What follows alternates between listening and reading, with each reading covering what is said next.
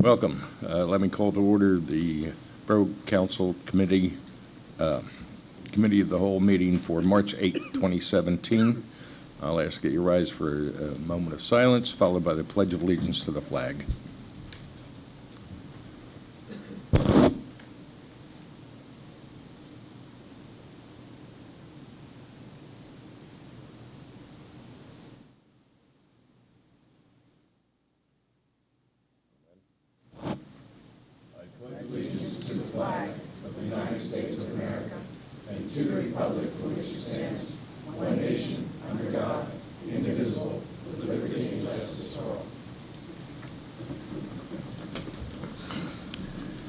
Let me announce some changes. We have two add-ons.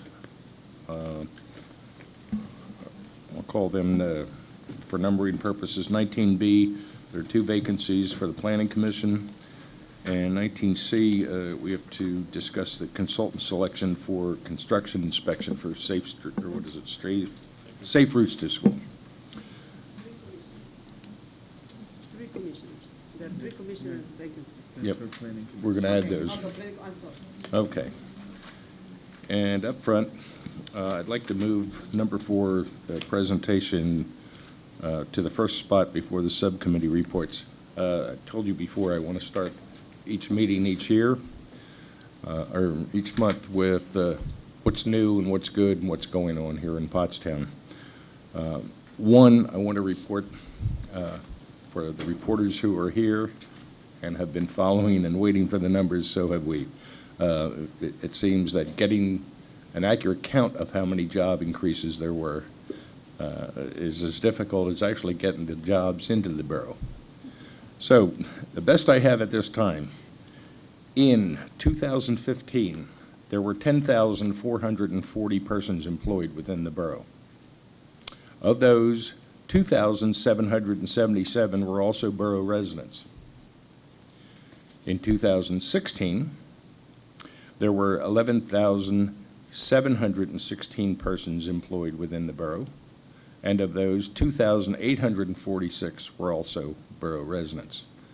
So the gross numbers are, we gained 1,276 total jobs within the borough, and those jobs were filled by 69 residents.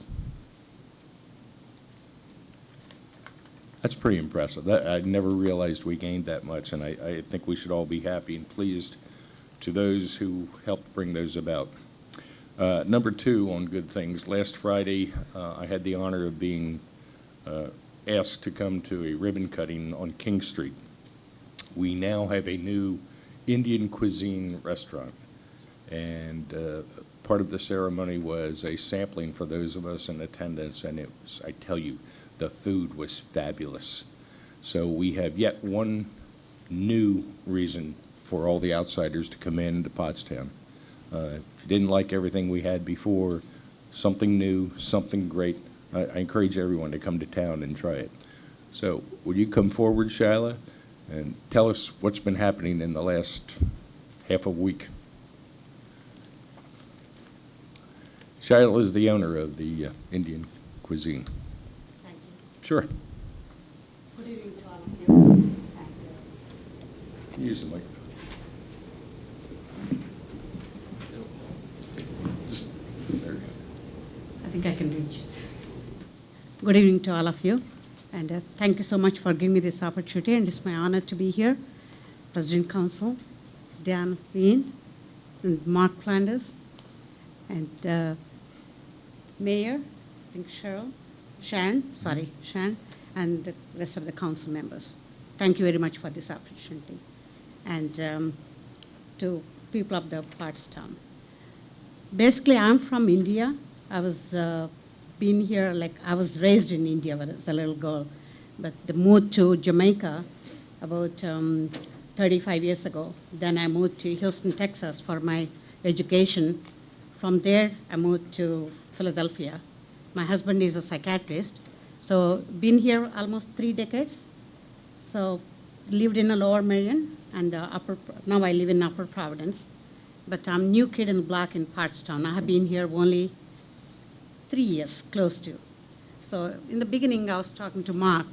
we're a little bit skeptical about moving to Pottstown because we had a practice in Collegeville, so we want to open another practice close to the Pottstown Hospital. So that's what it made us to move to Pottstown area. But once I came in, everything changed. It just took me only a few months. One of the first people I met was Sheila from Hadida, and Steve Bamford, he was here before. I think it's for the development of the Pottstown. And the Borough, Mark, Keith, and Justin. So they pretty much made me comfortable and accepted in this community. So then I started moving forward, investing into other properties. So then the last thing was opening the Indian restaurant. So it's really honor to be here. Another thing was the township. I know I worked with other townships, and also I do serve in the Montgomery County Commission, Women's Commission on the board. And also I do serve on Upper Providence Township on a Park and Rec board as a chairman. But this township is different. It's unique. Just, I feel like I belong here. So the credit goes to everyone. So the whole township, that's really bottom of my heart. They do live up to their mission, like they're responsive and they're cost-effective, innovative. Also, they do maintain the core values when it comes to some problem. Like I did have some problems initially when I came here. So immediately when I reached the right person, they took the accountability and immediately they started acting on it. And also I see a lot of professionalism and treated respectfully and mutually with the mutual respect in the township. And also I see a lot of collaborative effort from everyone, from each department. So that's another thing which it made things much more easier to invest into 8 properties here. So the credit goes to all. Thank you so much.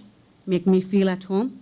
And I never felt I'm a minority in this township mainly. I never felt anywhere, but here especially, I just felt like I'm part of this town. So the credit goes to all. Thank you. Thank you for the opportunity.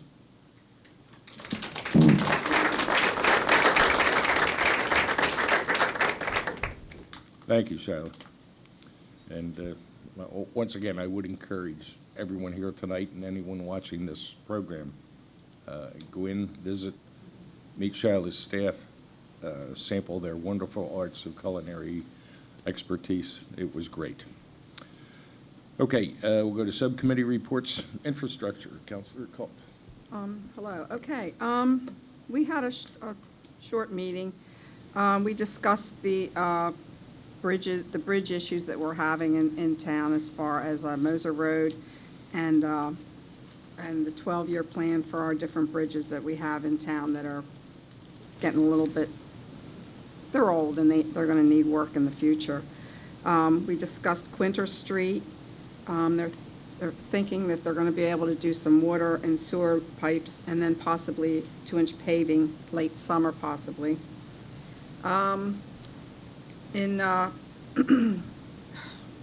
license and inspections, the inspecting's going well. They're catching up. They're 90% complete.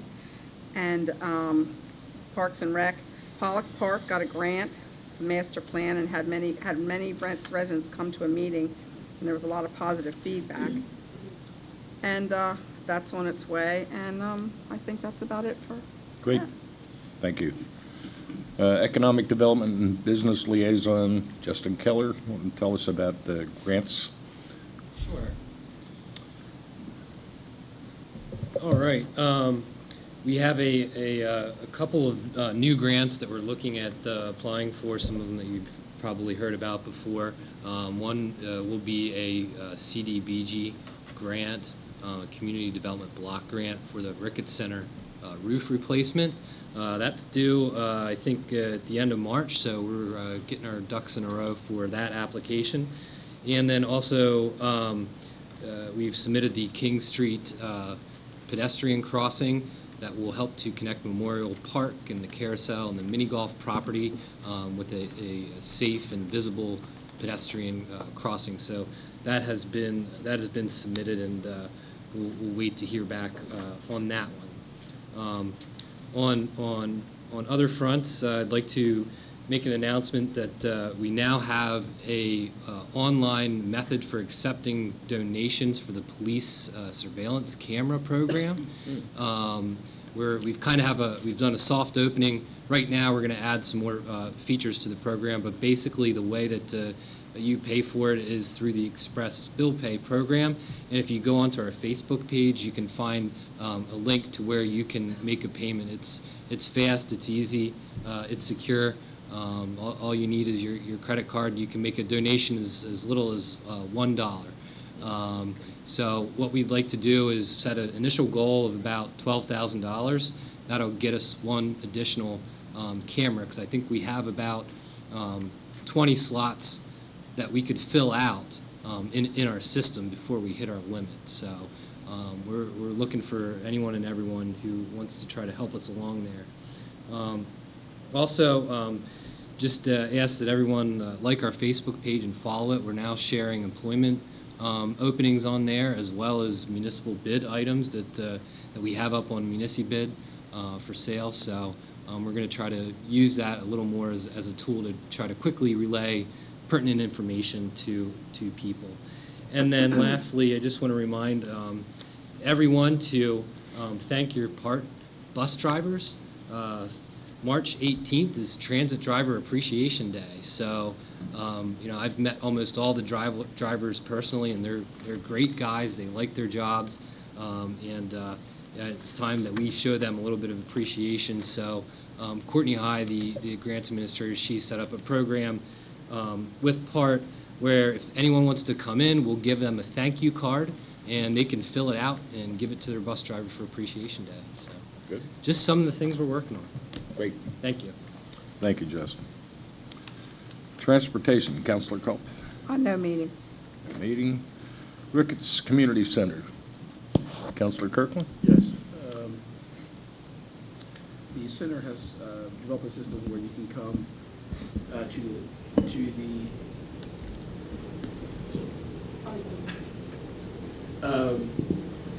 to the Ricketts and give suggestions on the programming or idea that you might have. It's in the form of, it's a form that you come and fill out, and they highly suggest that any children or any parents or anyone in the community to come and participate and fill out a form for suggestions. Next Tuesday, March 14th, they're sponsoring a Big Brother and Big Sister luncheon at 12 noon, and the soccer program will begin March 28th. That's the end of the report. Very good. B is the Pottstown School Board. Mr. Heidel? Anyone from Pottstown Schools? I can just, Oh. let me just throw a couple of things out since Sure. Mr. Heidel's not here. No, he's not here. We're continuing, we're progressing along with our superintendent search, and I personally believe that we'll have a final solution to our superintendent issue by the end of June, somewhere within the next few months. So it looks we've got some great candidates out there that we're looking at, and we'll report on that just as soon as we hear from the next couple of interview progressions.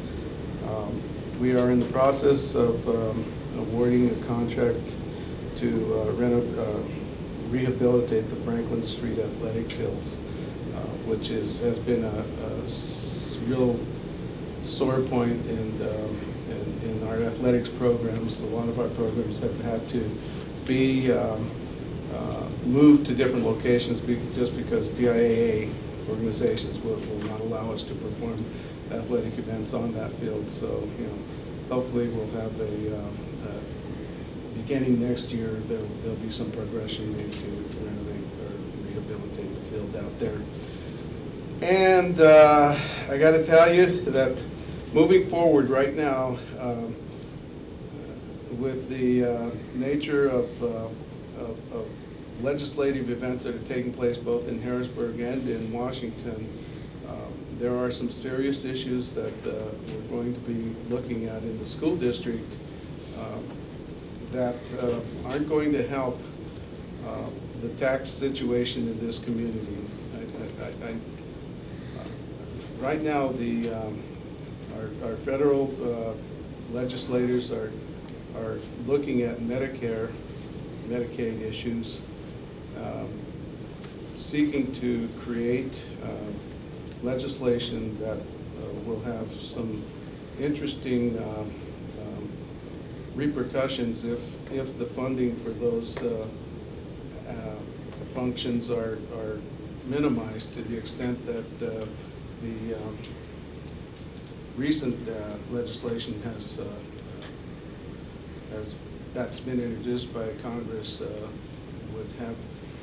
The impact is that indirectly our Title I programs will be drastically affected by a cut in these supporting programs. And there are issues that I hope to bring to the attention of our community, because we have a good number of Title I activities that affect our special needs children. And we have a substantially large community of special needs students in this community that when we begin to lose funding of the sort that's being discussed, we will need to make up that funding somewhere else. There's nowhere else to look besides our property. With that pleasant news. Thank you, Mr. Williams. Where am I at? F is the ad hoc zoning, Councilor Prosky. It was just Justin, Matt, and myself. We just briefly talked about sign ordinances and medical marijuana facilities. Okay. G is Animal Committee, Vice President Miller. Yep, I just want to let everybody know, we have 3 participating townships that are outliers that are utilizing our borough kennel. They have opted in, see the benefits of having a 24-hour service, and they are paid for the year. That's New Hanover Township, North Coventry Township, and Collegeville Borough. Great. Thank you. Safety, how about Chief Drumheller? Thank you. Very brief. As you remember, last council meeting, a person came here and said that they discovered a speeding issue on Beechwood Avenue. During the month, we did a covert surveillance of the road using equipment that people can't detect, so it wouldn't affect any speeds. And we discovered after a week of speed enforcement that if the police would have sat there all week, we could have wrote 3 tickets. So 95% of the cars were under the speed threshold, so obviously that's not a speeding issue. Okay. So we're kind of happy about that. The next thing is, if you haven't noticed, there have been speeding signs that flash on Wilson Street.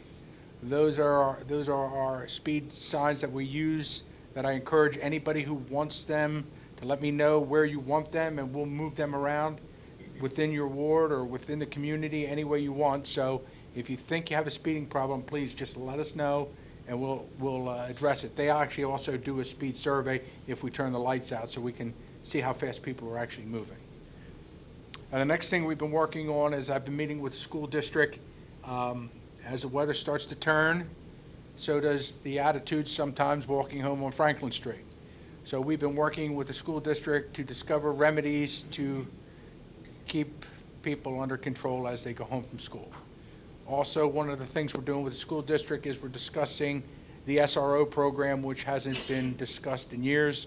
So we want to take a look at that and see if there's ways that we could tweak that to make it better and make it more efficient. Great. Okay, thank you. Thank you, Chief.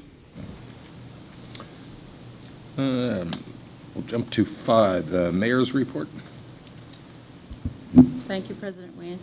I'd like to report that in the month of February, I was able to spend some time, exactly 5 days, in Southfield, Michigan, with dual purposes of the invitation involving spending time bridging various ministries in that region with their mayor, Kenton Siver. So we were able to sit in his office and talk about some of the initiatives that they were doing in Southfield, Michigan, a city that has a demographic that is significant. At 54% of the population is single women living alone. I just thought that was a stark conversation. They had lots of commercial space and about 70,000 residents. So it was a little bit bigger than our borough here, but it was a grand experience to be able to make a bridge and share our police department coin and also share faith-based tools that are utilized both here and throughout the nation to educate ministers in their growth process. So that was a great time in Southfield, Michigan, networking and letting people know the things that are going on here in Pottstown and finding out what's happening in their area. I'd like to also say Happy International Women's Day to all of the ladies. And I understand that this day is really not about particularly an empowerment, bravado type of thing, but more so to acknowledge the wage disparity and oftentimes the egregious abuse that takes the form in many corporate and relationship settings that women encounter. So I just wanted to acknowledge that for today as it was being heralded worldwide. On February 21st, the day of the joint meeting, I do apologize that I was not present. However, I was invited to a think tank setting for a group called Acceleration PA. They had some very motivating speakers there, one of which was the Dean of the School of Business of Bloomsburg University, who came to give a report about a Center City campus. And they are providing certificate programs and MBA programs in a turbo fashion. I mean, we're getting used to these terms in the modern era where over several courses a weekend, you can take a whole semester, and the same thing is translating into the environment of MBAs. So that downtown Philadelphia campus was very interesting to me to learn about because through the Norristown train line, people from Pottstown who would be interested in securing their MBA from Bloomsburg University would be able to make that commute. Another thing that was happening at that meeting was a discussion regarding manufacturing. That manufacturing is still very much alive in Pennsylvania, and the upstarts they were talking about at that meeting involved, you're not going to believe this, Evan, robotics and artificial intelligence. I was so excited. So, you know, that's something that we're looking forward to in the future. And we're neck and neck with York, PA. They said in the 1940s they were the innovators to change the state of the nation when there was a situation just like this, that they just put their heads together and they found solutions. So I believe that we can be a part of that very same energy. And in this think tank, one of the statistics that came out was that by the end of within 10 years, many people will be unemployable because they will not be able to keep up with the technology. So it's important to be able to plug into programs like Bloomsburg University, the community college, other places where this training is available. And just to add another caveat, they have the programs in place to train people over a 6-week period to be able to work in these manufacturing plants. So it's also, you know, they'll be vying for other locations, prayerfully, not just York. Over the weekend, I was able to also attend another magnificent performance by our students at the Pottstown High School with the Little Shop of Horrors. It was interesting watching the plant eat the people. You know, yeah. But it was very well produced, and the singing was excellent, and I understand that there were some of the actors that was their first time acting as well as singing. So that's something to be very proud of. Coming up on April 1st, we have a massage school here on High Street that will be celebrating their 10-year anniversary. I'd like to make a plug for them. If you'd like to go for half an hour, it's $35, and for 1 hour, it's $55. And so that's something exciting that you can participate in as you need to. And I'd just like to put a little disclaimer on an advertisement with my name in it on the internet regarding building the walkway over Route 100. We do know that there was a tragic loss of life on that highway last Friday, and that there is a family that's coming to grips with the loss of their loved one. And I really don't know who started a petition to raise the money, but there is an order of things in our infrastructure needs, and one of them dates back to the Kime Street Bridge. So in dealing with the order of things, I think that this is also something that could be on the radar, but that would not be the process of initiation. You know, these things usually involve a traffic study, they involve PennDOT, they involve a lot of things, and just looking to the future, it's good to hear about Quinter Street getting some action. And that's the end of my report. Thank you. Were there any people in York in manufacturing you can invite to Pottstown? Yeah. Well, And- it's a whole group of people that are trying to think about how this could work throughout the state, not just in York, but, you know, if they did it in 1940, they want to take the credit in 2017. You know how that works. Sure. Thank you. Yep. Okay, Mr. Flanders, how about a manager's report? Thank you, Mr. Wynn. I'll let council know that the district courts have merged. Both courtrooms are now located next to us at the train station. The owner of the property, Mr. Aida, I believe he was here several months ago to request council's assistance in some parking. He's asked that I express his sincere thanks for helping move the process along in the cooperation of Borough Council. Also know that I mentioned this at the joint meeting, but for the councilors who weren't present, please mark your calendars for the early evening of Thursday, May the 11th. There's going to be an event at the Carousel. It's an opportunity for government officials to meet with new local investors, one, to meet them and get to know them, but second, to show your appreciation for the investments that they are making in our community.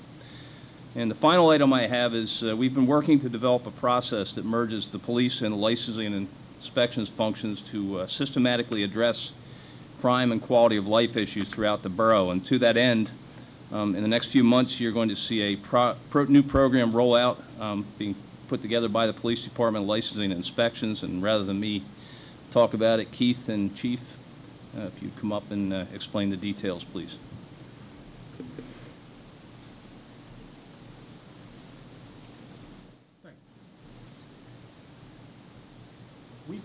We sat in some meetings and we talked about some efforts that we could make between codes and the police department to better off greet the public and meet their needs. One of the things that I know as a police chief I want more contacts with the citizens of Pottstown, with my officers. And I talked to Keith and he felt the same way about codes, that we would be best served if we actually got out there and actually greeted the people, talked to them, found out their needs, gathered information that they wanted to share with us, and begin that whole program. So we actually sat down and we broke the town into 6 zones, correct, Kate? And we are going to systematically work through each one of those zones from now until the end of September, spending 1 month in each zone. And basically what we're going to do is we're going to partner up a police officer and a codes officer, and we are going to send them out into a predetermined area, and we're going to make contact with the neighbors. We're going to look for codes violations. We're going to look for police issues like abandoned vehicles, and we'll entertain anybody who wants to tell us information, such as where a drug house is or things that are going on in the community. And what we're hoping to do is provide better service and more community presence from both licensing and inspection and the police department. Keith, you want to talk about the map? The map has been broken down in 6 specific zones. 6 specific zones. Yeah, I love the microphone. The whole principle is we're going to go out in a 2-day cycle and go back in 2 weeks following and do another 2-day cycle. In the first cycle, we're going to go out and talk to the people, assess the situations, give them advice. If there's property maintenance issues, we're going to explain the issues to them, explain what needs to be done. When we go back out in the following 2 weeks, if the issues are still there, then we'll have to handle it through an administrative process. But the beginning is to actually have contact with people and discuss it with them, so maybe we can bypass the administrative process and they actually take care of the problems. And it is a door-to-door. It's get to know us, get to know you type scenario, so. And the final phase to each one of our waves in each community is feedback. We're actually going to create a record of who we talked to and how and what houses we were at, and then what problems that we found or what problems that they asked us to address, such as an abandoned vehicle. We're going to go back in 2 weeks and explain to them what we did and provide them the feedback. One of the knocks I think I get at the police department is I complained and I didn't see anything get done immediately, and I'm really disappointed by that. So one of the things that I want our officers to do is actually not only address the issues that they're complaining about, but then also provide the feedback to them that says, we actually did this. So I believe Codes is actually going to be on the same page with us on that, and this is something new and inventive, and we're going to give it a shot. Great. Let me throw a question at you, please. You said now till the end of September, and that'll determine whatever success that you have with this program. So is it going to continue regularly going forward? Well, what we're going to do is month by month, we're going to evaluate our process. We're going to start out with 4 officers and 4 code enforcement officers, and then we're going to evaluate where we are, because we could actually get ahead of ourselves or we could get behind. So since it's something new, we have to evaluate it every step we go. The reason we originally picked 6 months is because we're going to be doing it during the warmer weather and the longer hours, because to get to the majority of the people, we're actually going to have to go out at night. So with that said, we don't want to be out late at night, but then we want to be out in a period where we can talk to residents. And at the conclusion of all this, we're going to sit down, we're going to crunch our data, we're going to look at what we did, what we could do better, and then gauge it for next year. Thank you. So the answer to your question is will be an ongoing process. It's not just a 2017 project. Thank you. You got it. Very good, thank you. End of your report. Okay. Now we have a proclamation for Pennsylvania Safe Digging Month. You? We actually prepared that. We actually prepared that proclamation, Pennsylvania for Safe Digging Month for PICO, in recognition of their safety at digging sites, so we've sent that on to them. Very good. Now we have a presentation about medical marijuana facility from Agrikind, Inc. Mr. John Cohn.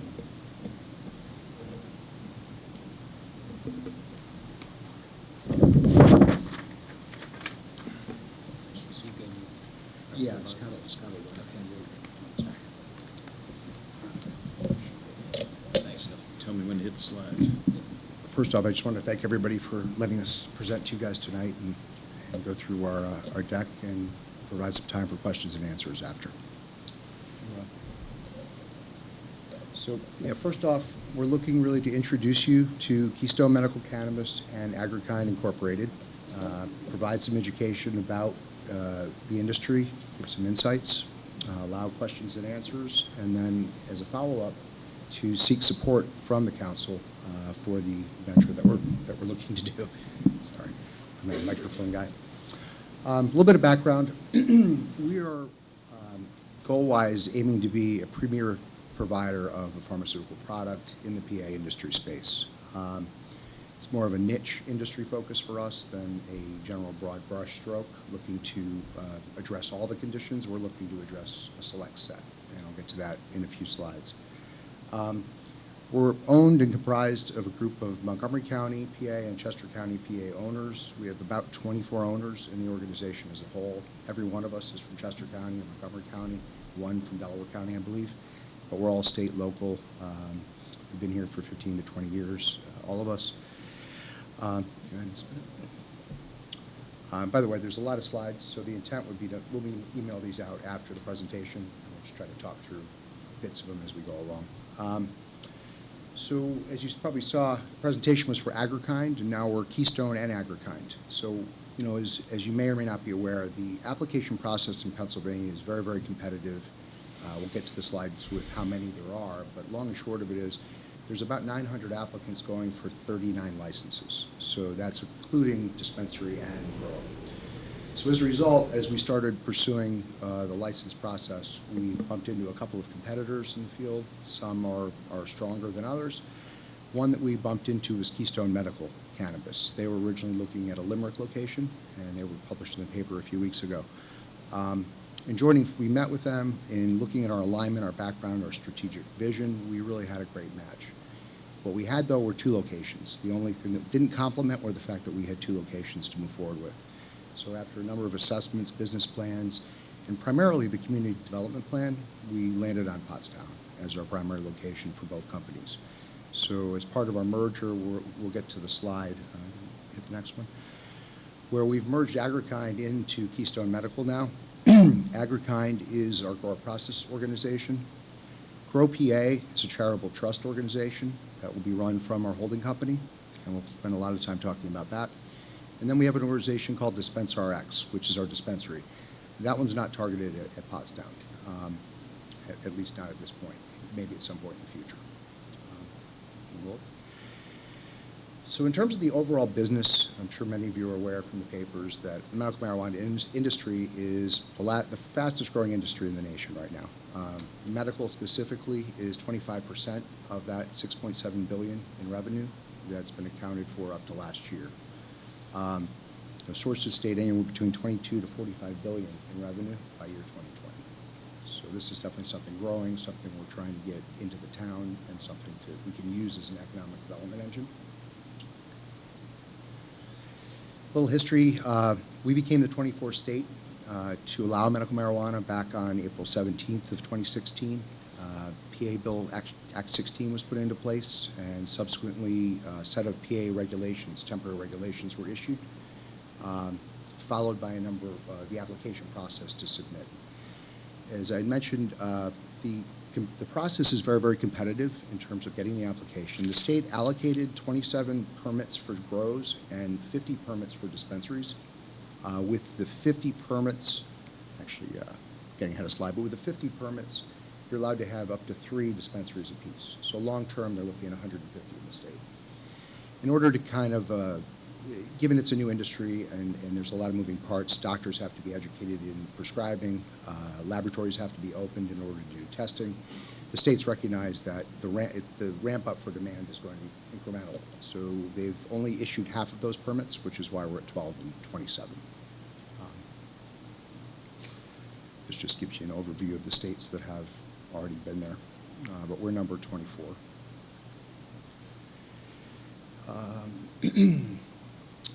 One thing new from this slide is that we're focusing on the commercial permit process, which is what the state's currently focusing on. They actually have 2 other permit types that are coming down the road. One's called a Chapter 19 and the other a Chapter 20. They're not official names, but that's where they are in the regulations.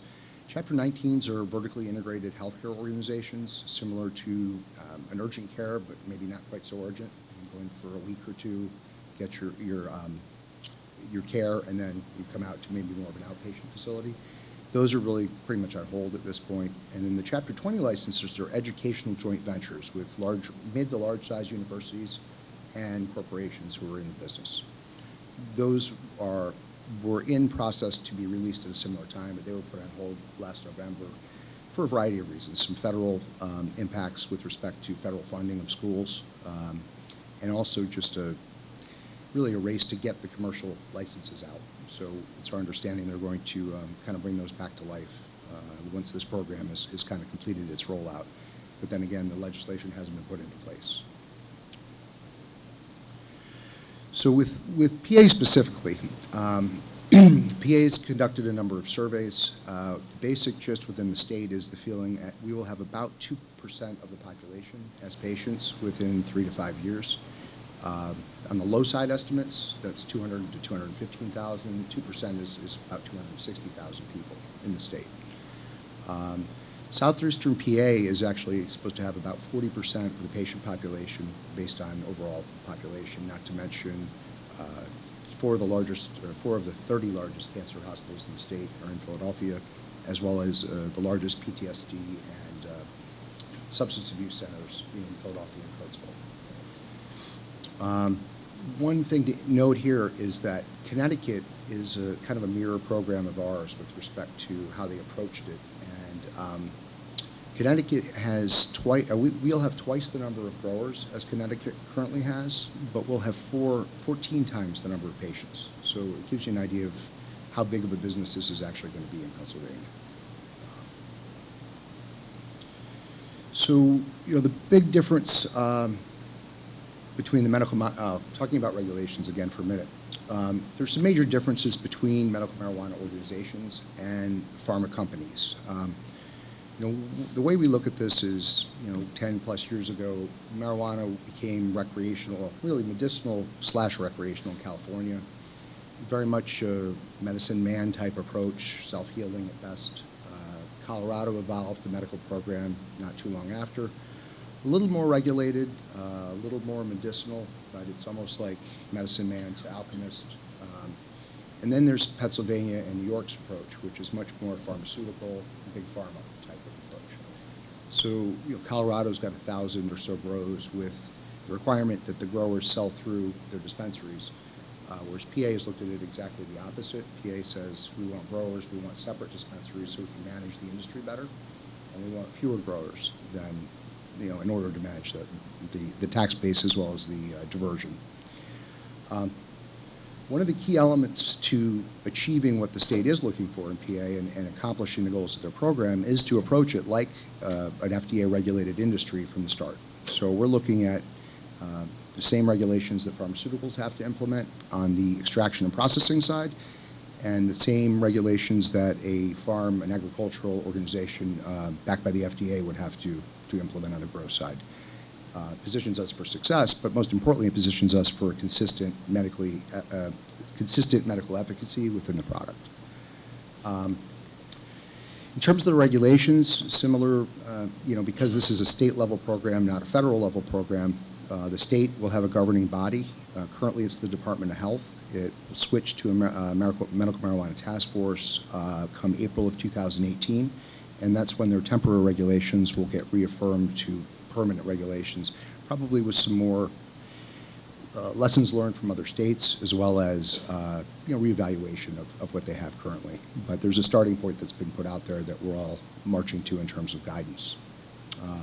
Some of those regulations that I'm referring to are very stringent in terms of video surveillance, for example. For those who've been through the police camera program, they're requiring us to keep 4 years of video surveillance per camera, which you need a small server farm just to do that, frankly. But they're very, very serious about diversion prevention, security, and specifically staying away from the Cole memo from 4 years ago, which talks about trafficking, having weapons with your organization. Their PA is very, very serious about controlling that.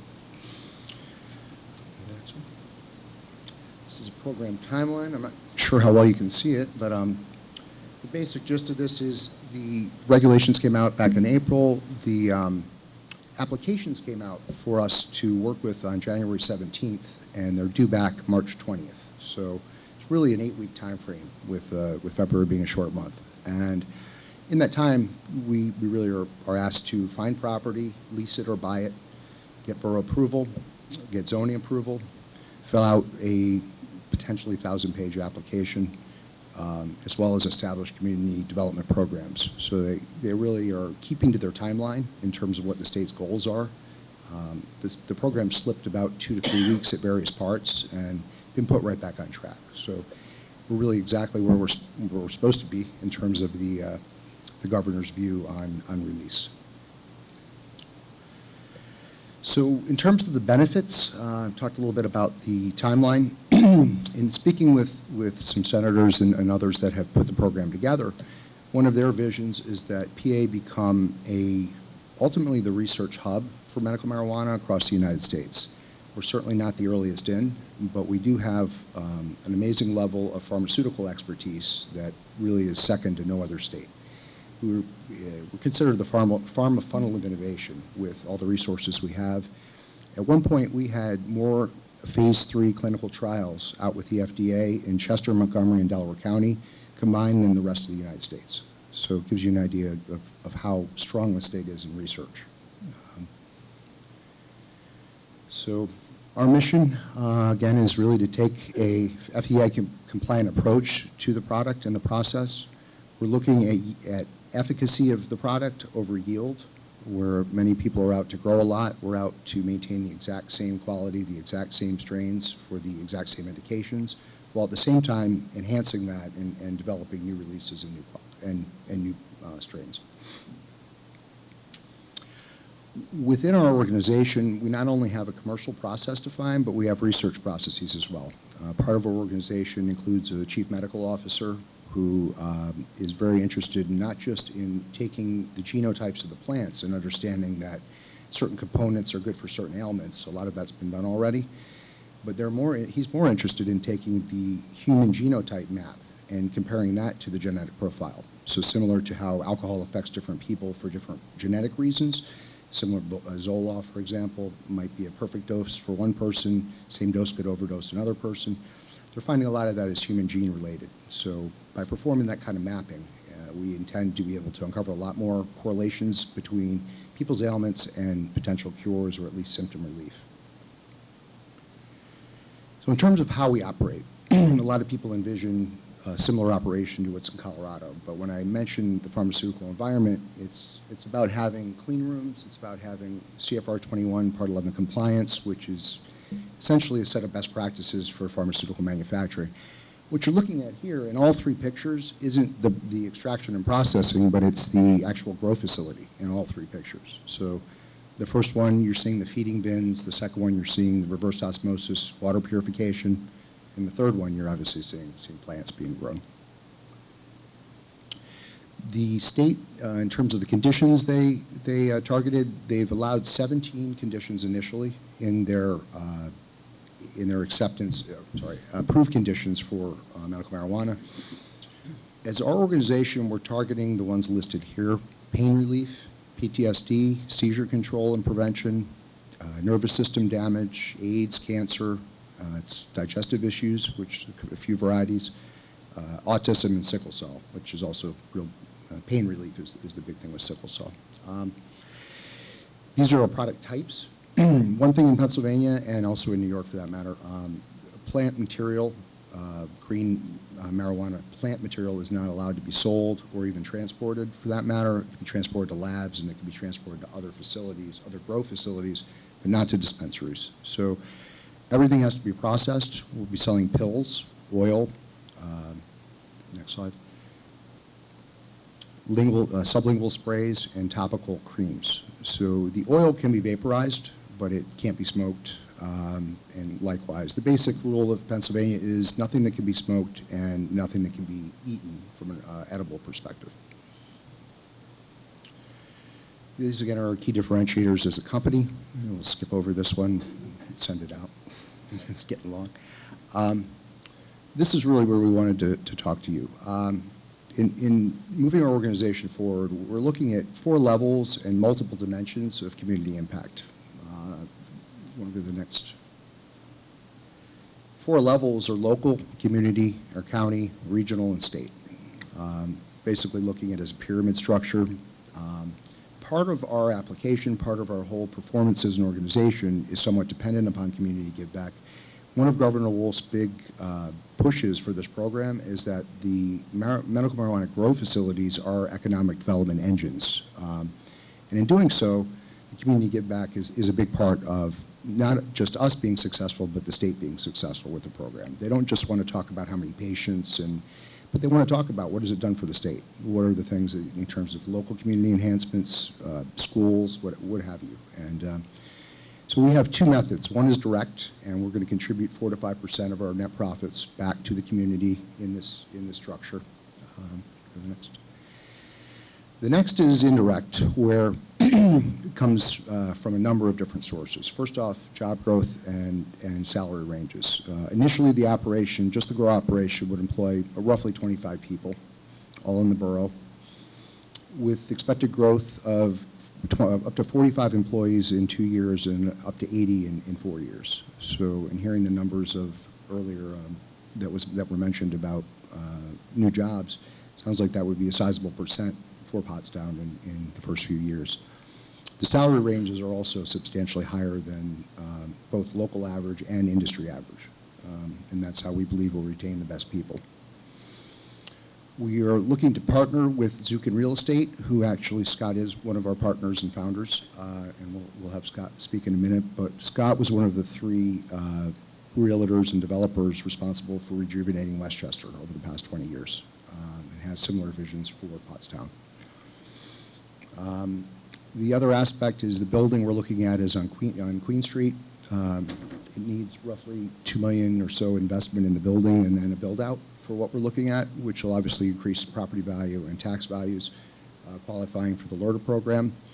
And in doing so with that, we would actually, well, number one, we would hire locally before regionally anyway, but as part of that program, we would be required to. And secondarily, we're looking to give back, or give an equal amount of our tax steps related to that program back to the program itself. So where we get a 10% increase, we would give the 10% increase back to, we would double that and give it back to the program. Another huge avenue and a big push for why we're doing this is the opioid addiction problem that Pennsylvania has today. Medical marijuana can very obviously help with pain relief, and that's a big aspect of the opioid addiction, but it can actually help get people off of opioids too. So medical marijuana is indicated for nausea, for anxiety, as well as for pain. And all of the nausea and anxiety are withdrawal symptoms that you do get from opioid withdrawals. So there's been a number of studies and reports shown that areas that have a strong medical marijuana program actually have far less opioid usage, and doctors have shown using the medical marijuana to get people off of the drug. We had, Justin's mentioned earlier, the police camera program. That's an initiative we intend on sponsoring. Hopefully it won't be all filled up by the time we get in business, but they're $12,000 a camera. We think we can help out with that. Then multiple education channels, and we'll talk about that later. But essentially, we're looking at working with colleges, both Montgomery County Community College, Penn State on the state level, and Cheney on the state and community level, to put together curriculums, to put together research programs, certificate programs, scholarships, and internships. So it's really a multidimensional strategy with that. And then locally, we would hold events to enhance Pottstown's growth. Scott, do you want to talk for a minute? Yeah, sure.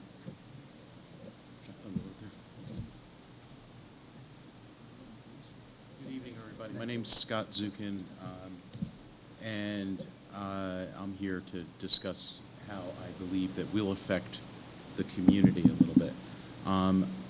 I've always been in the family business. I was raised in Westchester, born in Philadelphia, always been in Pennsylvania. My father had a pharmacy, and through that, we learned about the community. As he retired from pharmacy at a very young age, he began to buy properties in Westchester. And slowly, Westchester, where 30 years ago that was 60% vacant. And people seem to forget that even live in the community and don't realize what my family and many other people did. I don't want to take full credit for it, but persistence, slow growth, bringing in different people, that's what builds the community. And our company is very, very community based. One of the things that I felt when I came in here, you guys have just a great energy here. There's a great, it feels like I'm coming to almost like a family dinner. There's a great thing that goes on in Pottstown. About 5 years ago, I came up here with a friend who worked in Westchester in Business Improvement District, and he had asked me to come to look at Pottstown. And at that time, I wasn't ready. And when John approached me about this, building a facility for medical marijuana, I thought, wherever we go is a place that I could see us developing. So as we provide jobs, we will look in the community and also provide space for that. So, where do you go for lunch? Where do you go after work? And as one restaurant develops, like the Indian restaurant that you guys have, another restaurant comes, and competition becomes good because maybe the Indian restaurant's too busy tonight, we'll go to the next restaurant. And then that builds a very, very good energy. You guys have the theater here still, so that's a great thing. I know that right now they've struggled a little bit. So If you want to go to the next slide, you can see. This is actually where my office is. We bought the property, the old picture is the property, and that's the current state of it today. So, we invest in our buildings, we have apartments above. If you go to the next slide, I don't want to take too much time. This is a property that was owned by the county. That's a historic picture, obviously. We bought it in 2012 as a vacant building. We have 5 apartments and a thriving restaurant there. And next to that is actually Senator Denneman's office. That's us as well. So that's part of how we've taken the town and done some things to it. And what that process was is that we built the apartments. Some of the development has been college students that'll live above. It's not all student.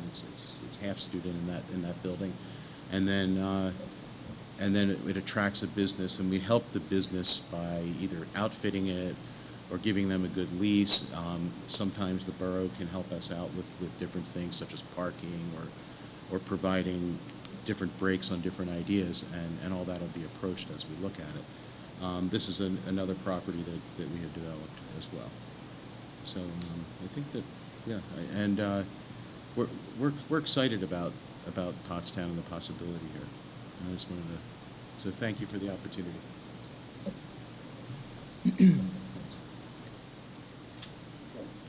Try to finish this up quickly and see if there's any questions. But this just describes our approach from a Grow PA organization standpoint, and it really starts with the economic development and revitalization that Scott was talking about, and then the direct donations to charitable organizations, NOPE, paid, for example, and then the educational outreach, both through Montgomery County as well as other universities.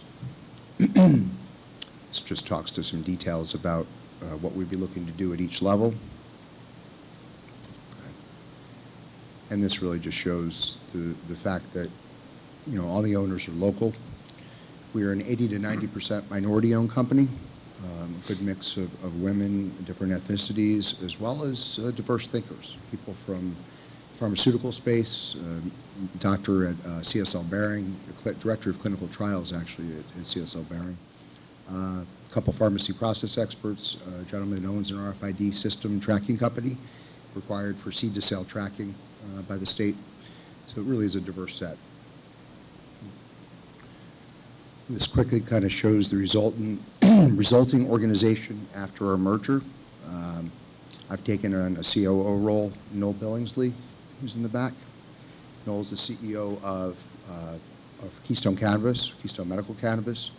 And this is the organizational structure of the overall holding company. Each of the subsidiaries will have their own organizations, obviously, but one of the things to note here is the roles that are open at this point. And the other thing to note is the fact that 5 of the owners are operating the organization. The open positions, these are all management level roles. So the actual positions that fall in under them are also open, other than a master grower and people that we're bringing in with specific expertise. But these are positions we'd be looking to hire from the community as well as the region. And that's all I have for you guys. Is there any questions or comments? I have a question about the Dispense RX. The Dispense RX component. Yeah. Is that like the pharmacy for those who have been, basically it seems like a tailor-made, some of them. That's where they would pick it up. And are you looking at Philadelphia or larger cities? We actually currently have we only have one location identified for sure, and that's in Fraser at this point.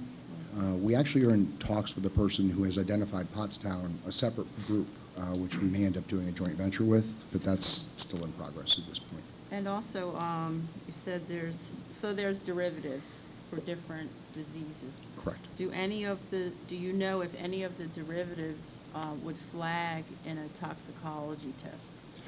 They would. Well, it depends. You mean a drug test? Yeah. Yeah, absolutely. So the THCO. So are these individuals a candidate for some type of identification for a waiver? Say, for example, they are tested for DUI and then marijuana comes up at a certain level. So they don't receive any kind of Well, DUI, actually, it's still a DUID if you've used marijuana and drive at this point in time. So the legislation in PA hasn't allowed for medical patients to drive. Similar to if you take Percocets, you're not supposed to drive. If you were to get in an accident or be tested, you would be charged with a drug crime, with DUID. There is some talks in Colorado and out west. They're doing some different studies to figure out, is it really more dangerous or is it not? Are they seeing more accidents? But at this point, it is definitely a DUID. Thank you. Anyone else? I have a couple. Pain relief is such a broad category. So I know initially when we were looking at the package, you had ALS in there. Is that still considered one of the disorders that qualify for the pain relief? Do you know if ALS is in there? It is? Okay. It is in there. And then the buildings that you were showing with office development, and Yeah. then you had some apartments, is that a dispensary, or is that just? That's just Scott's office. No, that's just showing what I've done with certain buildings that have been vacant in our county. More about community development, yeah. The dispensary, see, there's some questions about it. Dispensaries in PA are going to be a little different than they are out west. So when you walk into a PA dispensary, first off, you have to receive your medication from a pharmacist or a doctor. You're not going to walk in and there's a role out west called a bud tender who goes and gets your product and brings it to you. That doesn't exist in the state. Secondly, when you walk in, our model would be that you meet with a caregiver, kind of like a therapist who works with you, understands your condition, understands you as a person. You go back to that person regularly. They're the ones you work with that actually, they don't finish the script, but I should take a step back. When doctors prescribe in PA, they're going to prescribe a daily dose. They're not going to prescribe the strength, the dosage, the form, just like they would a normal pharmaceutical, especially day one, because they're really not going to have the knowledge to do that. So the caregivers will be trained and educated in the conditions as well as the efficacy of the medication, and they'll do that mapping to sort of fill out the prescription. Now, they can't legitimately write a prescription, but they can then take it over to the pharmacist and in writing explain the symptoms, and then the pharmacist will dispense, just like a regular pharmacy. So it's there are a couple of reasons. One is in PA, you need to discuss the condition with somebody, and it needs to be documented, and the state's collecting data for the specialty feedback loop. They're looking at an efficacy loop to try to understand from the patients what works, what doesn't work, and really capture that at the state level, send it through educational institutions, and get research feedback out of it. So in doing that, you need to consult with the patient, and HIPAA requires privacy while you do that. So that's why you see people in a separate consult room. That's where you discuss your conditions. And then the dispensing is just a paper transaction at that point. In that consulting process, that you're also letting the patients know about the legalities and the laws and what goes along with the usage. Absolutely, and education is a critical part. So the legalities of it, the don't operate heavy equipment, and the labeling for medical marijuana has like 7 or 8 extra components, which we're also complying with the 19 components of the FDA as well. So all the inserts that you get, a lot of that stuff has to be printed right on the label or as a packaging insert, but yeah. And part of our goal as a medical marijuana growing organization is to act very much like a pharma company and go out and educate the doctors, educate the dispensaries, and the caregivers and pharmacists at the dispensaries. So, because ultimately it's incumbent upon us to grow the industry as much as it is to, and educate as much as it is to make the product. I know this is a silly question, but obviously there's not going to be any, in your facility, in your windows, pot paraphernalia or Grateful Dead banners or anything like that. Nothing like that at all. That's a concern for some people. I know that you're. Well, it's a common vision. It's a perception created over time for valid reasons. But no, this is very much a medical, pharmaceutical organization all the way around. Explain the signage. Oh yeah, you're not even allowed to. From a signage perspective, yeah, you're really not. Yeah, Other than I've looked at your building. I have no idea what was in there. Correct. Yeah, other than authorized access, you must not enter type of signs is really all you're allowed. And then the name of the dispensary. When you have people that work with the plants, do the plants, when you're doing the medical marijuana, do the plants emit an odor, and now what do these people do when they leave their jobs? Do they change their facility and shower and then have special clothing that they wear? Well, whether they shower on the way out is up to them, but on the way in, yes. So the main thing is about, not contaminating anything that's in the environment, not bringing mold or any other thing. Mold is everywhere, but we control that internally. But there's an aspect of diversion in terms of people walking out with products, and also just cleanliness in general. So there'll be issued uniforms that people have to change into when they come in. Our security director is requiring that all bags that are brought in be clear, just like you would see in a casino with somebody walking in and out. And you know, typically if people are going to go anywhere after, they're going to want to shower. But those are the growers. Those are the 5 or 6 people that are going around clipping plants and actually working in the grow room. The extraction process is more of a chemical-based extraction. You know, there's still some odor involved, but it's far reduced. But the biggest thing is the release of that to the environment is all done through carbon filter air cleansers. Really a lot of air systems, environmental control systems needed just to grow the products properly and maintain a perfectly consistent environment. And in doing that is ventilating properly. So there's a lot of investment actually being put into that. Hospital clean room type air conditioning systems. Thank you. Sure. I'm just going to say, I think it's great you talk about all the time in the industry, come back into the borough, and here's the perfect example of that. It's something that we definitely need to pursue, and hopefully we're going to choose to and my one question is Queen Street. So Yep. It's 740 Queen Street. It's a Titan International building. And as we've worked out our letter of engagement, the owner, Chris Devone of Titan Steel, is now one of our partners as well. So he really believes in what we're doing. He's also looking to community advancement as well. And to your question, Dr. Point, if we get the permit, we're here. I mean, we've already signed the LOI. We've signed a contingent lease agreement with an option to purchase the building. So, you know, it is a competitive process. Snyders are a tough family to beat, but they are issuing 2 permits in our region for grow. And it's not just about capital. Capital is 75 points of 1,000 points they score you on. So, you know, we really believe our community plan is very strong. And I didn't even go into the depths of the dimensions, but just education alone. I met with Dr. DiMatteo today at Montgomery County, and he was very excited. He wanted to be here tonight. I don't think he made it, but excited on many levels. I mean, the internships are pretty standard. Putting together a scholarship is actually just a direct donation. But when you look at enhancing a curriculum that will potentially bring certificate programs, kind of like a turbo degree, to Montgomery County, and they're very big on hydroponics and agroponics. It's a new program they put in last April.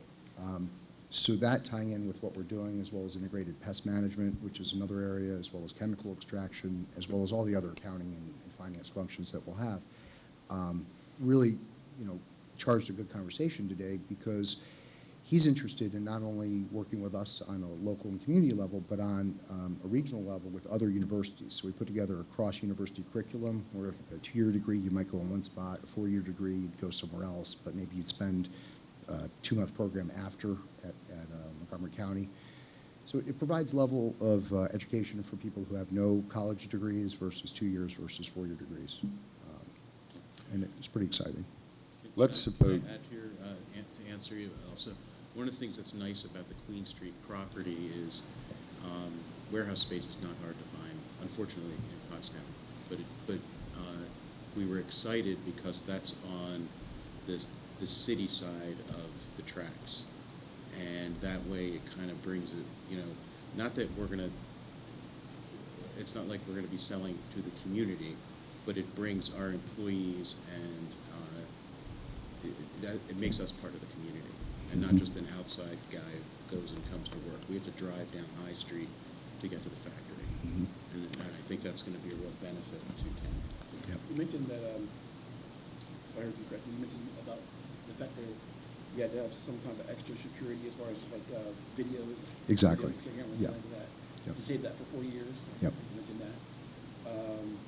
Did I hear you say about weapons? I heard you say about weapons on the Well, we won't have any weapons on the Okay, premises. sorry. Many states do, but PA is very serious about being in alliance with the federal guidelines. They're not really regulations, but basically they say we're not going to mess with the states that have a program as long as you abide by these 8 rules. And one of them is no firearms with marijuana. So other than the security cameras and elements, you have to store them. Right.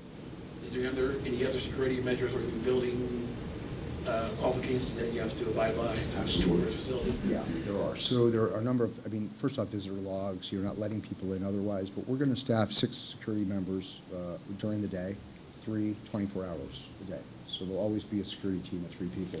One will be there watching the cameras 24/7. The cameras have a live feed back to Harrisburg, so they'll theoretically be watching them, but we're not depending on that for security, that's more for diversion, prevention, and tracing back if there was diversion. No, we have a live feed too here at our police station, I believe. From those cameras? Would that be something that could? Absolutely. We would certainly open it up to local police. We'd prefer that. The truth is, we don't want to be a burden on the community, the police, so we'd open it up for it, but that's one of the reasons we're looking to add cameras. We're looking to make that area of town more secure as you move out. And to Scott's point, part of it is, that area is already nicely redeveloped, at least on the High Street side. There's a lot of opportunity to sort of move block by block in each direction and start, renovating some of the housing. So yeah, in general, we're looking to make the whole area more secure. But one of the other things is the actual drop off and pick up of product. It has to be done either inside or out of sight. So we'd be building a ramp to actually drive the truck inside, shut the doors, load the number of product, and then take the truck out. So security is really of utmost concern. Yeah. I'm not sure if this has been mentioned, but we talked about the growing facilities. Yeah. Are those, your facility has nothing to do with the growth facilities, correct? That's 2 totally separate entities. Well, in PA, what they've done is split the license. So it's a grow processor and a dispensary. Those are the 2 licenses.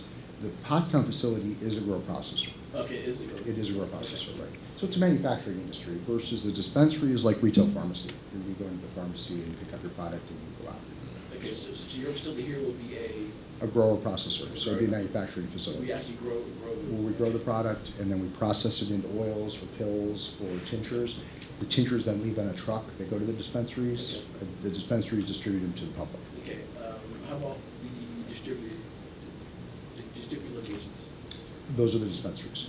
Yeah, are those established or are those still being? Same process as this. So when we submit our apps by March 18th, the dispensary apps are due and the grow processor apps are due. So we are actually submitting apps on both sides, Okay. but they are separate applications.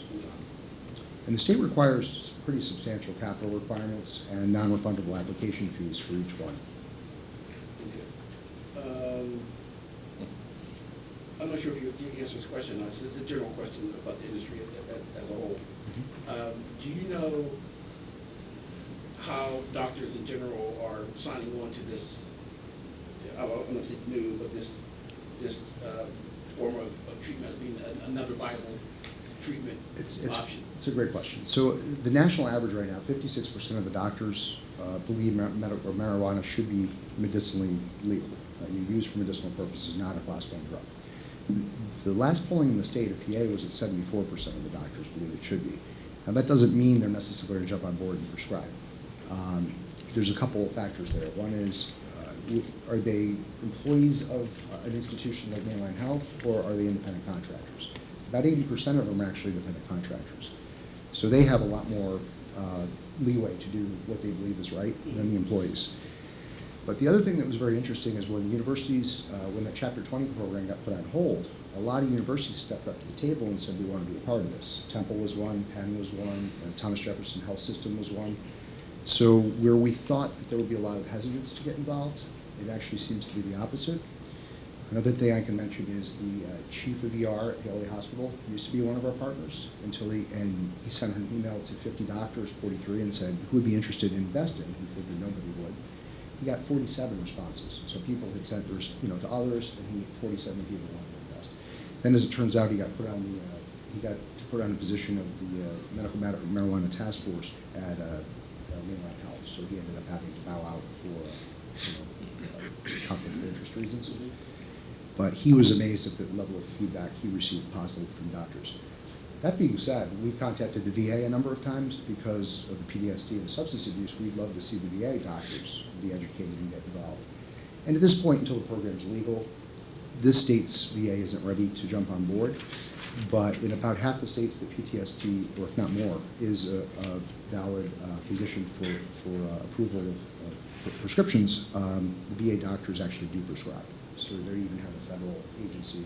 Because it's really big, it could be federal, state, county, or local. So, And on the other side, with your experience, how have you seen or experienced any pushback from communities where these facilities have sprung up? well, it's a good question. So we found that it's a polarized issue, frankly. So some are against it, some are for it, frankly, and some are neutral. So we've had some put zoning in to keep it in a certain area, for example. Westchester Borough is a good example of that. We've had others like East and West Whiteland around the Exton and Fraser area say, please, open here. We'd love to have the business and the added growth. We've had, and that's on the dispensary side. Coatesville wouldn't hear of a dispensary downtown, yet they welcome to grow. So yeah, and it depends if that would really be the appropriate place to put one in at this point anyway.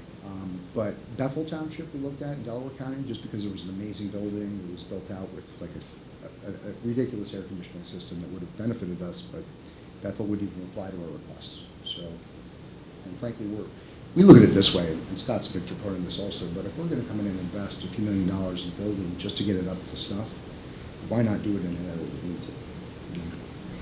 So, Thank you very much. sure. Let's suppose that we're interested, very interested. What would you ask of the borough? Simply for your support. That's it. At this time, I mean, when we get into revitalization, you know, we'll be back to talk about parking, what other things we can team up on. But we've actually met with Mark, we met with Keith and Justin. They've been extremely helpful. Couldn't echo Shalia, I believe was her name. It felt where we walked into some other boroughs and townships. You know, I don't want to bust on any one township, but we're from Chester County. Our first approach was Coatesville. And it was not an open arms welcome, not because of what we were doing, but because one other party decided they wanted to do it. And it became a very political, you know, they were here first type of thing, rather than saying, hey, there's only one license that can be issued, so why not both, you know, get involved? But to that end, you know, we're just looking for the support of the borough. And Keith has already been very kind in sending us the zoning by right letter, which technically is all we need for the application. But we're here just to introduce ourselves and, you know, take some questions and gain support. Very good. John, would it be more beneficial for you in the application process to have a letter of support from council? It would be beneficial. They say letters of reference don't count, but frankly, when you're looking at a community development plan, to me, it counts very strong. So, And could that be prepared by Monday? Okay, councilors, if we can have it prepared, would you like it on the list for Monday for approval? So be it. thank you. Thank you so much for your time. Thank you very much. Okay, I think we're at item 9, looking at a resolution for an emergency management plan for 2017. The Commonwealth of Pennsylvania, the Pennsylvania Emergency Management Services Code requires that every 2 years the borough revisit its emergency plan and through the process of resolution verify that it is adopted and in place. We have reviewed, the emergency plan is in place. It was last voted on in March of 2015. Staff has reviewed it. No changes needed to be made at this time, and we would recommend that the resolution be adopted on Monday night. Okay. Any discussion? Otherwise, we'll list it. Item 10 is an ordinance to approve restated police pension plan. If council remembers, I think it was 2015, we had revised and updated the police pension plan document, and our auditors have suggested that we actually adopt that plan through a formal ordinance. So the ordinance has been prepared and advertised for Monday night. I believe back in 2015, council viewed the document and actually approved it by motion, but this will be more formalized with an ordinance. So it's listed for action on Monday night, and if you have any questions, we'll try and answer them. Very good. We'll list that. 11 is policy on delinquent utility accounts. Would you like to start the conversation? Sure. Now, we do have copies of what the borough policy is. We already know that the current notices that are going out are not in line with this policy that has been adopted in 2004 and 2007. So the Borough Authority, it was my understanding that they are working on aligning that properly with the notices and what the actual policy is. That is correct. Okay, and then the one thing that they have not addressed, and I still want to take a run at, is the 10% one-day late fee. 10% is extremely high for a bill being late. All the other utilities that are regulated by the PUC, and we talked about this before, is the highest is 1.5%. PICO, the TV, internet for Verizon, a DirecTV is $4.25, and then all the municipalities that have power companies that are regulated by the PUC also are very minimal in their late fees. So I was looking at, hopefully, we have a lot of senior citizens in this town. We have a lot of people that are struggling. I don't think anybody sits down and says, I'm going to pay my bill late because I can. I think that it's an undue burden. I would like to see maybe a grace period and then a significant reduction in the percentage of late fees that we're charging. Okay. Is it possible to pinpoint when that 10% was implemented? Janice, I couldn't hear the question. is it possible to pinpoint when the 10% was implemented? I would have to research that. That could have been around like. Well, the question is, do you know? No, Okay. it's been 10% since I've been here. Okay. I was thinking it might have been around the time when I came in for the first time, whenever there was a lot of, money out in the streets that was owed to us. Correct. He changed a lot of. No, it was not changed. It wasn't around that time? It Okay. was 10% when I started in 2008. I know at that time, we changed a whole lot of policies at that time to spur people to start paying their bills. In looking into this, before this was implemented, Okay. there was a lot of money on the street that we were not collecting. Yeah. Which is what motivated the A lot of changes changes, right. to the level we are at now. Right, exactly. I'm not suggesting that you don't shut off water after a period of time. That's not at all what I'm suggesting. I think the basics of the policy is fine. I don't think, again, if somebody's trying to game the system, they're going to game the system no matter what policy you have in place. But you are putting an undue burden on struggling residents. Well, the reason why I was saying that was because, I believe that the time is a little different now than when it was back then.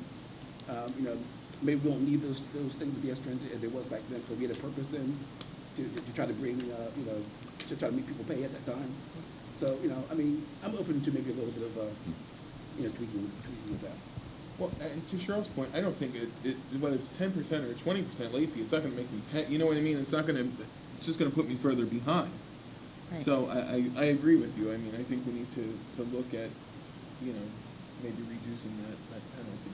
And also, it changed a little bit the length, after the day to pay, maybe 10 days after. Yeah, like And having after that, having it a should be- grace period and the then grace and then period should be significantly a little bit reducing. Like 5 or 10 days, because some people get money in the beginning of the month.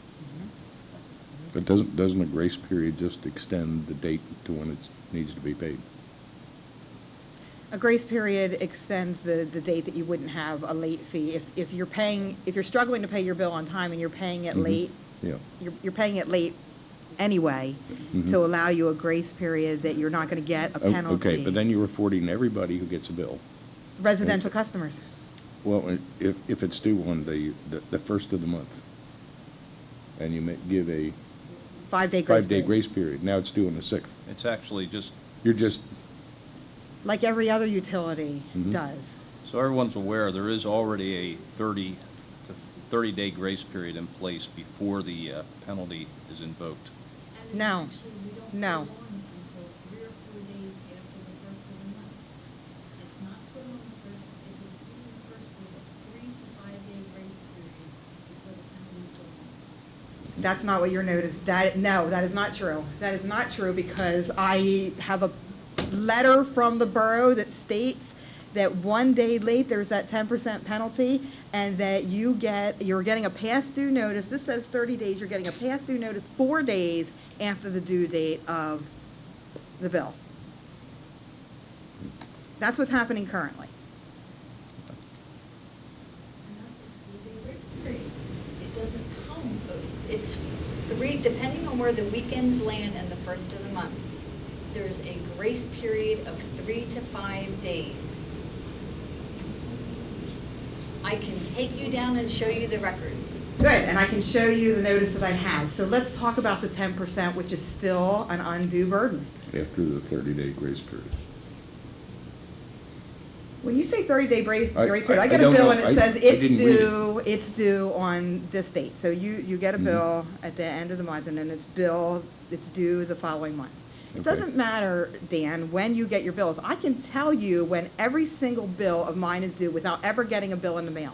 That doesn't change how much money that's coming in, what other things are coming up, how much money is available to pay those bills from somebody that's struggling. So just because you get a bill and you know when it's due, doesn't mean you shouldn't be allotted a little bit of help as a struggling resident.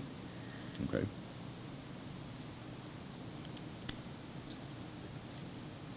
Anyone else? I think that, in watching Jan's reaction, that maybe a little bit of, administrative attention to the possibilities and delineating what the actual grace period days are. Mm-hmm. And of course, with your notice and understanding, so that it can be a, more judicious decision from, not in this capacity, but already online. Right. Okay, why don't we take the month, and Cheryl and the other counselors, if you have questions, will you direct them to staff, and we'll get it all clarified. Do we all have the same understanding? Do we understand that currently there's a 10% late fee penalty? That's what I want to address. I don't have any more questions regarding the 10% late fee penalty. Okay, any other questions you have for staff? I'll take it offline. Right. Okay, we'll come back to that next month. 12, the sale of borough equipment, opening March 10th. So I believe that you have or in your packets, you should have the list of items Mhm. that will open March the 10th, and we'll be prepared Monday night to move forward with that. Okay. I have just one quick question. I think last time we did this, I talked about, could we set some reserves on some of these items? So was that looked at for this most recent sale? I do not believe it was, Mr. Ron. Well, when I looked at that, it said that Borough Council has so many days to see it before it actually goes up to on municipal bid, when I was looking at the notes in this. I'm not sure what you're referring to, Councilman. Go back to the actual documents that are the sale of the actual document of the sale. Get out of here.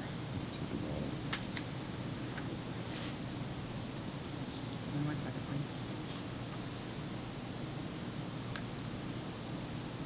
So, would be received by Borough Council of the Borough of Pottstown online via municipal bid only until 10 a.m. prevailing time, and then after that, it's publicly open. So does that allow that to be set, anything to be set aside, or no? That's just a notice? Doug, can you answer that? Well, I would interpret that just to be a notice, Cheryl, that that's when the bids would be open publicly, or everyone would be aware of what was received.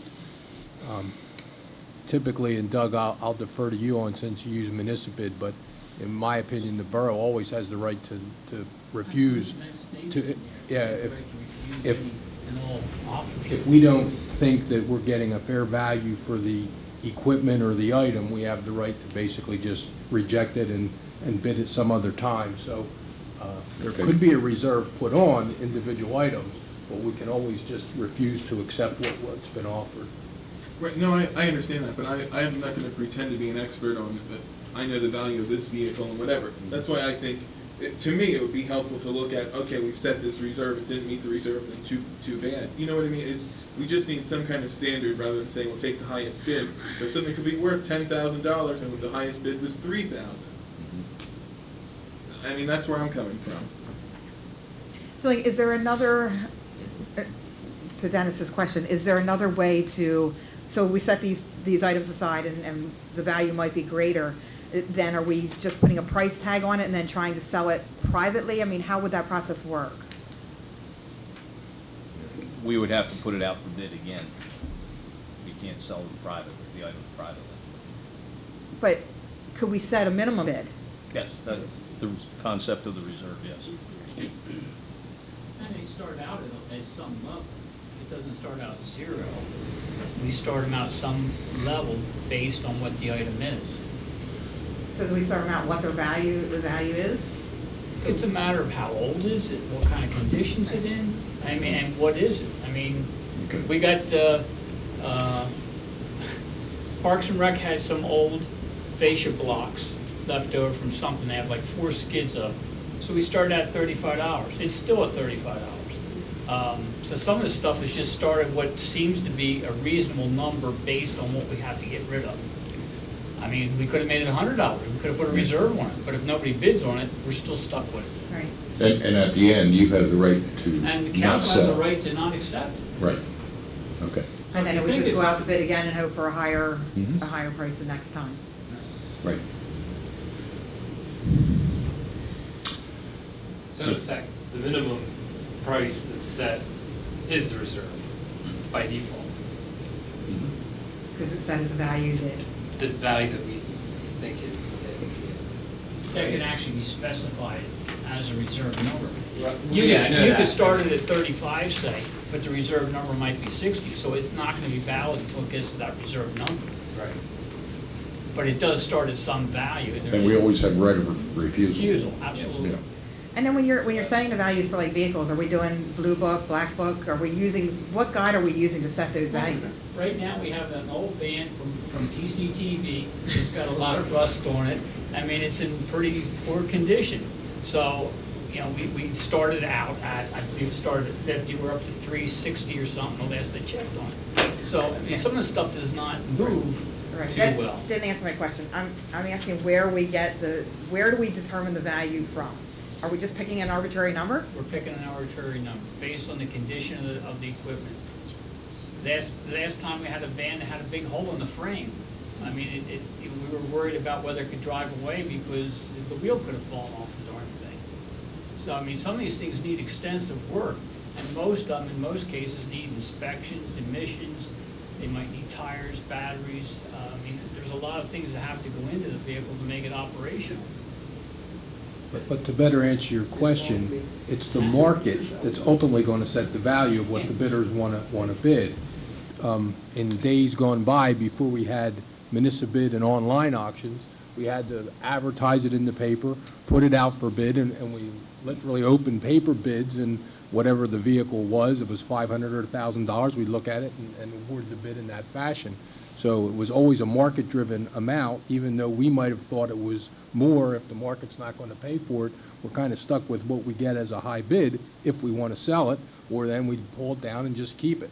So it's always just a more sophisticated concept with respect to the municipal bid than it was years ago. Right. So hopefully we have a bigger target audience and we can get more money for what we're trying to sell.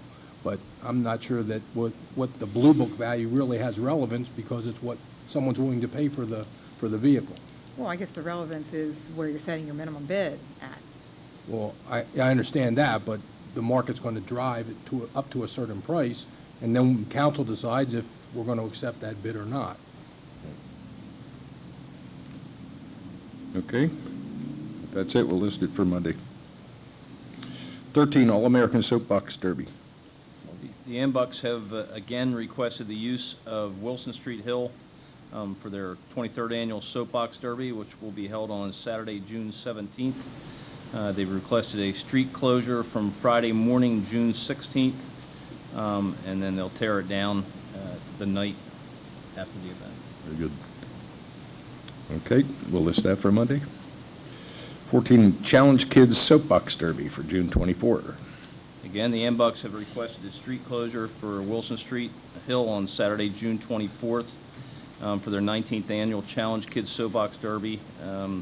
6 a.m. setup of the track, and the race should be complete, and they should be able to reopen the street around 5 p.m. the same day. Okay. And as always, Chief, you'll pay special attention to Reynolds Avenue during those times. Very good. We'll list that. 15 is the Schuylkill River Sojourn, June 7th. So the Schuylkill River State Heritage Area will again be sponsoring their Schuylkill River Sojourn, the canoe and kayak trip on the Schuylkill River. This is, I believe, their 19th annual. And they've asked for the use of Riverfront Park for camping purposes as they stop over for the event on Tuesday, June the 6th into Wednesday morning, June the 7th.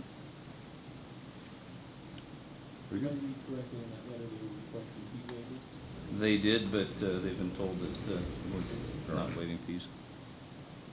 Okay, we'll list that one. 16, PCTV contract.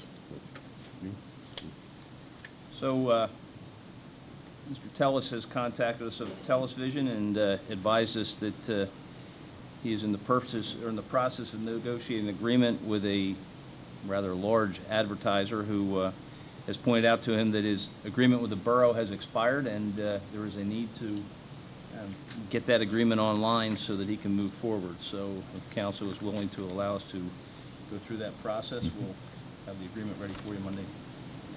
Okay, we'll list that for Monday. 17, this is a proposal to levy Section 8 landlords for delinquent taxes. And I think we have a letter prepared to go. That's correct. It's pretty self-explanatory that I believe it's the Protect Our Schools from Tax Delinquent Act of 2017. It gives the borough and the school district a little more leverage in recovering delinquent taxes on rental properties. Okay. You all understand the process. If they become delinquent, then the normal rent check that would go to the landlord goes to the taxing agency. You're diverted to the taxing agency. Okay, we'll definitely list that. 18 is Harb. I think the first one, A, 118 King Street, is a repeat. Story on that? That is correct. It is again a denial. I believe the gentleman was here before Borough Council last month. It's my understanding that the owner of JOB Contracting is working with the gentleman to come to a resolution so that the problem can be resolved. Okay. So one of the things that we talked about last month, Mark, was the ability to, I don't need the listing of specific products, but the ability of somebody to replace something in kind, not in kind to whatever they replaced it as now, but in kind to what it was originally. So yes, you probably can't get 19th century, The materials are going to be different, but the appearance is going to be similar. Right, so there's more flexibility in that, correct? Correct. Okay, any questions on the other addresses? 58 King, 60 King, 62 King, 64 King. All right, we'll list those for Monday. 19 is Harb, administratively approved for 232 King Street. Okay, we'll list that. We now have the additions to tonight's program. I guess we'll call it 19B would be, there are 2 vacancies on the Pottstown Planning Commission. One is my own seat, and I would ask that I be reappointed. The other is a vacancy created by Barry Beasley, who he's moving, so he has to resign. So we'll ask for appointments for Monday evening. Is there applicants for There are no applicants on file at this time. All right, and Justin, do you think that's something that you can run on the page so that people know that that position is open? And Yeah, absolutely. And if there's no applicants, then it just moves to the following month? Exactly. Okay, the next item we'll call 19C.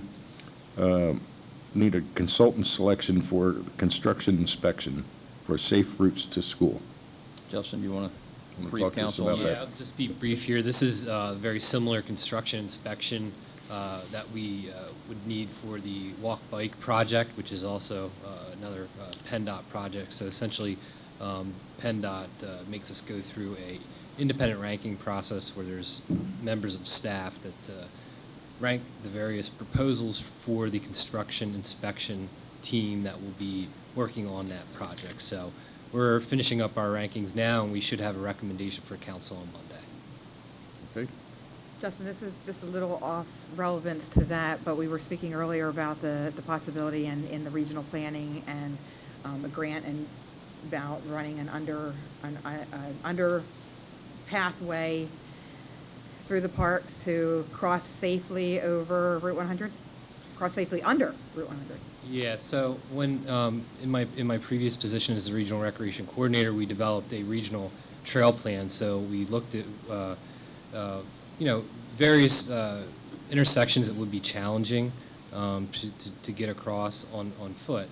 And the intersection at 100 and Shoemaker was identified as one challenge where we think we could create an easier crossing situation by actually using Memorial Park and then going under the Route 100 bridge. You would then come up on the west side of Route 100 where you could then head south along the shoulder with a sidewalk to get into the shopping center area. So that trail alignment is a part of the Tri-County Trail Plan, which is, there's a draft of that plan now. It's undergoing the final review, and it should be ready for adoption soon. So that's just another idea to improve pedestrian and bicyclist connectivity in that area. So there's some grant money available for the design of that trail alignment, and then if we have the design in place, it'll be a lot easier to then go out and secure construction funding from PennDOT or a multimodal fund, something like that, as long as it's a bike and pedestrian trail. So. And that cost, I know you don't have an exact, but an estimated cost of what that grant would look like? What would we be seeking? I'd have to, all the costs for each trail segment are enumerated in the report. I don't know that number offhand, but it's going to be upwards of $300,000. So, somewhere between 300 and 500 would be probably a safe guess. Yep. I would like to ask you about the upcoming stormwater management regs, and if this tunnel per se will fall under any type of constraints in that regard, or at least explore as opposed to after the fact. Probably not. I mean, there could be, depending on what the improvement is, if you're incorporating stormwater BMPs as a part of the pedestrian project, you could possibly get some credit for that. But it would be a little bit of help, and we need a lot of help. So it wouldn't have a huge impact, I guess, is what I'm trying to say. Yep. Thank you. Yep. Okay. Now, time for comments from our citizens who are present. Let me note up front, you're limited to 3 minutes. Darlene Bainbridge.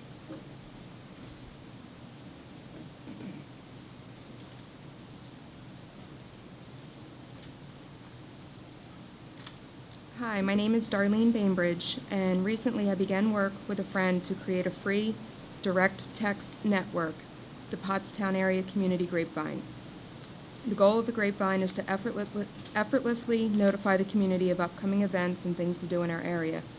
We send out up to 3 texts weekly notifying subscribers of such events as Open Mic Night at Connections on High, productions coming to stage at Steel River Playhouse, community mixers at 107, community talks at local schools, and things at Borough Hall such as the Citizen Leadership Academy.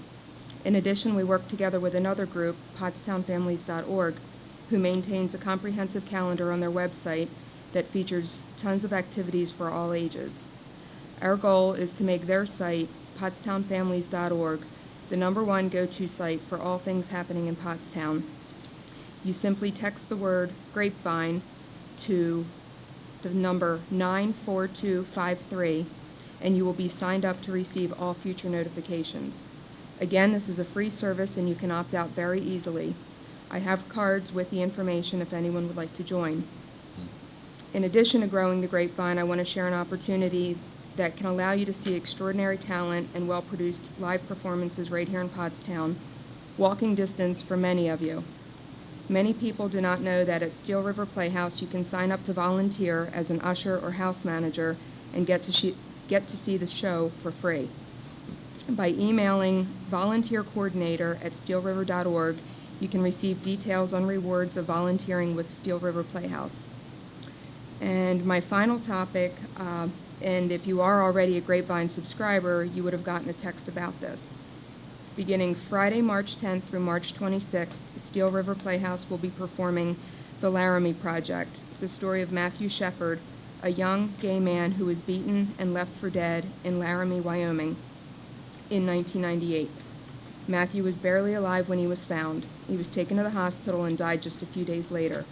His life and death became a national story that led to the Matthew Shepard Foundation. Their mission is to erase hate by replacing it with understanding, compassion, and acceptance.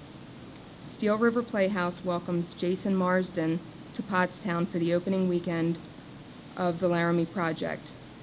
Mr. Marsden was a friend of Matthew Shepard and the founder of the organization, and he will be leading a community discussion after the play on both nights on issues directly affecting the LGBT community, including hate crimes, discrimination, and their effects on LGBT youth, among other topics.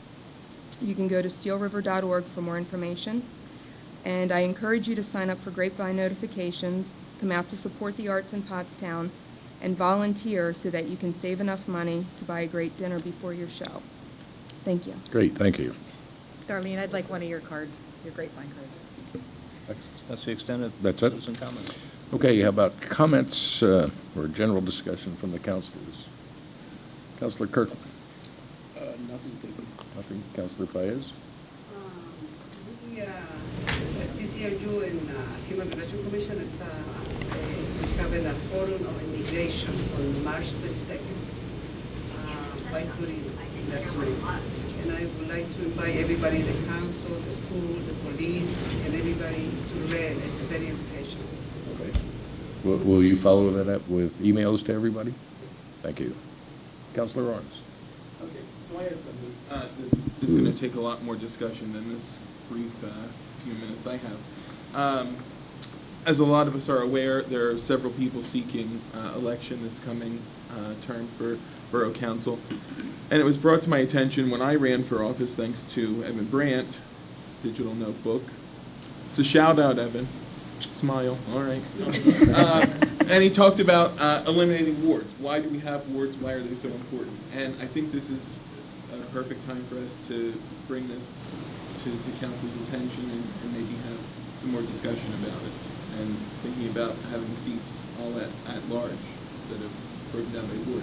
I mean, it's clear the wards don't really, work that well anyway. If the police in L&I are breaking the map up into 6 sections and we have 7 wards, so it's really not that important. We might have just did that out of the convenience for the months. Oh, no, I agree, but I just mean if what else are they used for? Because I get calls from other wards, Yeah, we do. residents calling in, so it's not like I'm the one point person for the 4th ward. I get calls everywhere, just as everybody else does, Yeah. so.